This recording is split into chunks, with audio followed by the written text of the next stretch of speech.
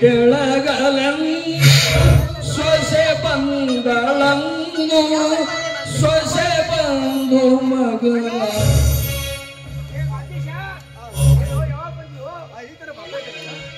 ಅಮ್ಮ ಇಲ್ಲಿ ಕಾಣ್ತಾ ಇರಲ್ಲ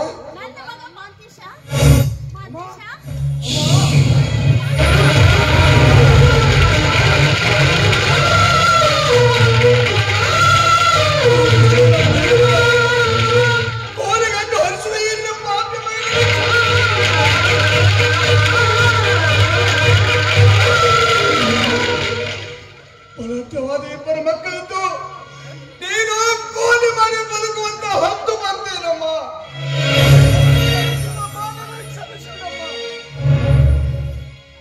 ತಿಳಿಯದೆ ನಿನ್ನ ಮೇಲೆ ಕೂಲಿ ಗಂಟು ವರ್ಷದ ಪಾಪಿ ಅಮ್ಮ ನಾನು. ಕ್ಷಮಿಸ್ಬಿಡಮ್ಮ. ಪ್ರತಿ ತಿಂಗಳು ನಿಮ್ಮ ಹೆಸರಿಗೆ ಹಣ ಕಳಿಸ್ತಾ ಇದ್ದಲ್ಲಮ್ಮ, ಆದ್ರೂ ಯಾಕಮ್ಮ ನಿಮಗೆ ಇಂಥ ಪರಿಸ್ಥಿತಿ?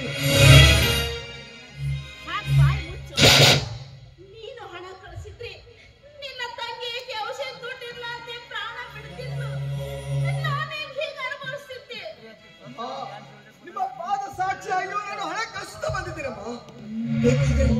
ನನ್ನ ಮಿತ್ರ ಶಂಕರ್ನ ಕೇಳಮ್ಮ. ಬೇಕಾದ್ರೆ ಇಲ್ಲಿ ನಿಂತಿದ್ದಾನಲ್ಲ ನಿನ್ನ ಹಿರಿಯ ಮಗ. ಏ ಪಾಪಿ, ಮಾತಾಡು ಮಾತಾಡು. ತಾಯಿ ತಂಗಿಗಾಗಿ ಕಳಿಸಿದ ಹಣವನ್ನು ನುಂಗಿ ನೀರು ಕುಡಿದ ಪಾಪಿ.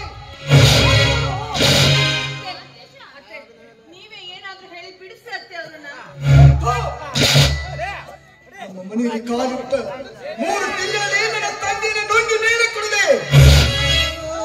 ನನ್ನ ತಂಗಿಯ ಸಾವಿಗೆ ಕಾರಣವಾಗಿ ನಿನ್ನನ್ನ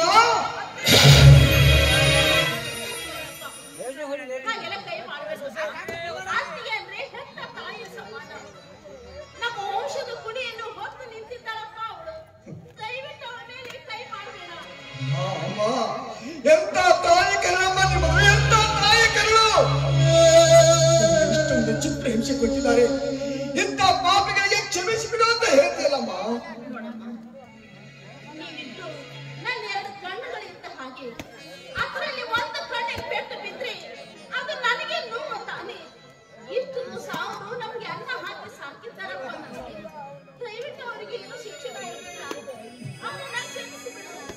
ಹೇಳು ಪಾಪಿ, ಕೇಳೇನು ತಾಯಿ ಆಡುವ ಮಾತು.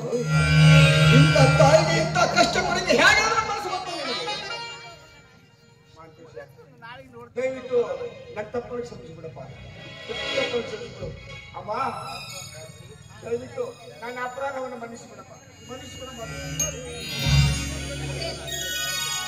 ಅಪರಾಧ ಕ್ಷಮಿಸಿ ಅಂತೆ.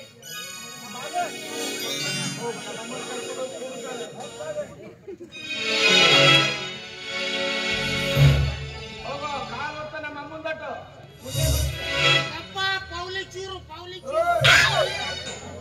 ಮಾವ ಬಾಯಿ ಯಾಕ್ರೆ ಪಾವಲಿ ಚೂರು ಎಂಟು ಚೂರು ಮಹಂತೀಶ ಯಾ ನಮ್ಮನಾಗಿದ್ರೆ ಮೌಕ ಪಟ್ಟಿಗೆ ಏನ್ ತಿಂತೀವಿ? ಎಲ್ಲಾರು ಏನ್ ತಿಂತಾರ ಅದ್ರ ತಿಂತಾರ ಅವರು. ಗೌರವ್ನವ್ರ ಎಷ್ಟು ಮೆತ್ತಗಾದೇವ ಯವ್ವ. ನಾ ಯವ್ವ ದೊಡ್ಡ ಕಪಟ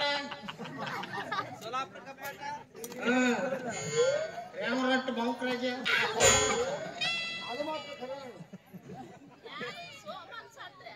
ಸುಮಾರು ಸೆಟ್ರ್ ಅಂತಾರೆ ಅವ. ಆರಾಮದಿ ಯವ್ವ? ಅಲ್ಲ, ರಾಮ ಲಕ್ಷ್ಮಣ ಇಬ್ರು ವನವಾಸ ಕಳಿಸಿದ್ರೆ ನಾ ಸತ್ತಿದ ನನ್ನ ಬಳಿ ಬರ್ಬೇಕು. ನಾ ಎಂತ ಚಂದ ಜಂಡು ಮೊಂಬಚ್ಚಿ ಮಲಗಿಸ್ತಿಲ್ಲ. ಬೀಗ್ರ ನೀವು ಯಾಕೆ ಬಂದ್ರಿ? ಮೊದಲನೇ ಸಲ ಬಂದ್ರೆ ನಮ್ಮ ಅಪ್ಪನ ತಗೊಂಡೋದು, 2ನೇ ಸಲ ಬರ್ತೀನಿ ಅಂತ ಬರೀ ಪತ್ರ ಹಾಕಿದ್ರೆ ನಮ್ಮ ತಂಗಿನ ತಗೊಂಡು, ಈಗ ಬಂದ್ರೆ ನಮ್ಮನ್ನ ಯಾರು ತಗೋಬೇಕಂತ ಬಂದ್ರು.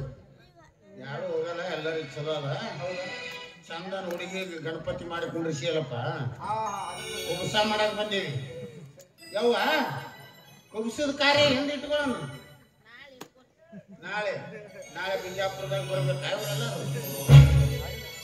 ನಾಳೆ 11 ಗಂಟೆಗೆ ಬಿಜಾಪುರ ಯೋಗಾಪುರ ಕಾಲ್ನ್ಯಾಗ ಕುಬಸವ.